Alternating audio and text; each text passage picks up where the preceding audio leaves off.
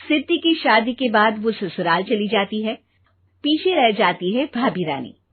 सिद्धि के ससुराल जाते ही भाभी कहती है, अरे वाह जी वाह, सारे कपड़े मेरे।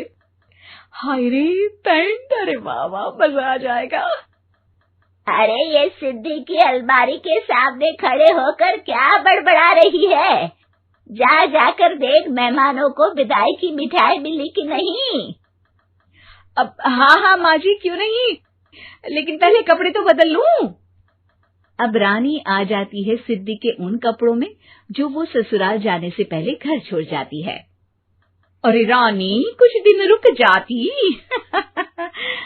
अरे ये तो सिद्धि बिटिया को मैंने ही दिया था, बड़ा ही फबता था उस पर, तुझ पर तो कुछ खास नहीं लग रहा। अब वो ना मेरे सारे कपड़े गीले थे तो सोचा पहन लूं। वैसे भी सिद्धि को कौन सा दिन पुराने आउटडेटेड कपड़ों को पहनना है। वैसे भी ये सूट तो मैंने तभी पहना था, वैसे खास है भी नहीं ये। हाँ ठीक है, लेकिन ना मेरी सिद्धि पर तो जमता था। सारे मेहमान चले जाते हैं और सिद्धि ससुराल से मायके पहली बार आती है। अपना घर, अपना कमरा, अपनी अलमारी। ये बोलकर जैसे ही सिद्धि अलमारी खोलती है तो सामने उसके कपड़ों की जगह कुछ और ही रखा होता है। माँ, ओ माँ, जरा कमरे में तो आना। सास और रानी वहां पहुंच जाते हैं। रानी ने पहनी होती है सिद्धि की जींस और टी शर्ट। अरे भाभी, ये क्या? ये तो मेरी बड़ी ही महंगी टी शर्ट है, इसे आपने घर में क्यों पहनी है? अरे बहुत मिलती है दीदी ये चौक की मार्केट में, 150 में। ओ भाभी प्लीज, ये एरोपोस्टल है, 2000 की एक टी शर्ट। ओहो, 2000 में तो दीदी 4 साड़ी आ जाए। अब क्या बोलूं? भाभी, ये मेरी अलमारी में छोटू के कपड़े, तो मेरे कपड़े कहाँ हैं? मेरी अलमारी में? अब दीदी आपको कौन से पुराने कपड़े पहनने थे? माना भाभी, लेकिन मैं जब घर आती तो यही सब पहनती ना। अरे तुम तो बड़ी कंजूस हो दीदी। खैर, वक्त आता है जब सिद्धि ससुराल के लिए रवाना हो रही होती है। अरे रानी, अंदर से सिद्धि का गिफ्ट ले आ, लड़की पहली बार ससुराल से मायके आई है। रानी अंदर जाती है और एक सिंपल सी साड़ी लेकर बाहर आ जाती है। ये लीजिए माँ जी। सास बेटी को गिफ्ट देकर ससुराल भेजती है। अगले दिन रानी एक सुंदर सी साड़ी पहनकर सामने आती है। अरे रानी, ये तो वो साड़ी है जो मैंने सिद्धि को देने के लिए दी थी जब वो ससुराल ले जाती, लेकिन ये तूने कैसे पहन ली? अरे माँ जी, ये साड़ी तो मुझे बहुत पहले से ही पसंद थी, लेकिन चिंता ना करिए, मैंने सिद्धि के लिए भी अच्छी सी साड़ी दी है। हाँ।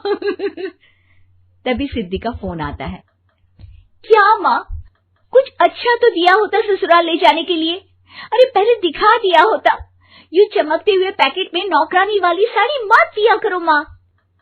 अरे बेटे, वो तेरी भाभी ने ना गलती से उससे पैकेट बदल गया। हाँ, मैं कल ही तेरे भाई के हाथ से तेरा वाला पैकेट भेज दूंगी। अरे रहने दो माँ, आई एम श्योर भाभी ने अभी वही साड़ी पहनी होगी जो तुमने मेरे लिए रखी थी। तुम तो समझ नहीं पाई उनको।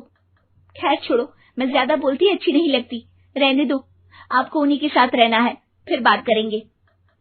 सास को रानी पर गुस्सा आ जाता है। वो उसके कमरे में जाती है जहाँ वो शादी का एल्बम देख रही होती है। रानी, मार्केट जाकर एक ऐसी ही साड़ी लेकर आ, कल प्रतीक जाकर सिद्धि के घर दे आएगा। अरे क्यों माँ जी, कितनी साड़ी देनी है दीदी को? यहाँ कोई सेल लगी है क्या? अरे चुप कर, मेरे बेटी के हिस्से की साड़ी खुद पहन ली, अब ज्यादा ज्ञान बांट रही है। एक दिन सिद्धि का फोन आता है। माँ, मेरी सास ने आप सबको खाने पर बुलाया है। सारे लोग सिद्धि के ससुराल पहुँचते हैं। खाना खाकर वो लोग निकल रहे होते हैं कि सिद्धि की सास सभी को गिफ्ट देती है।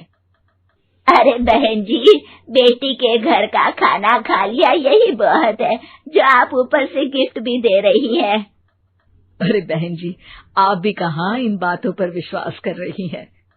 सास सभी को गिफ्ट देती है, लेकिन रानी को जो साड़ी देती है वो अजीब सी हरे रंग की लाल रंग के बड़ी छाप वाली होती है। अरे छी, ये कौन पहनेगा? सासू माँ को तो जरी वाली इतनी सुंदर, और मेरे लिए ये नौकरानी वाली। अरे भाभी, दरअसल मैं जब भी घर आती थी आप वापसी में ऐसी ही साड़ी देती थी ना, तो माँ ने सोचा कि आपको आपकी पसंद की ही साड़ी क्यों ना दी जाए। बेचारी रानी, बोलती भी तो क्या। सिद्धि और सास रानी का चेहरा देखकर हंसने लगती है, तो रानी समझ जाती है कि अपने ही बिछाए जाल में वो फंस चुकी है।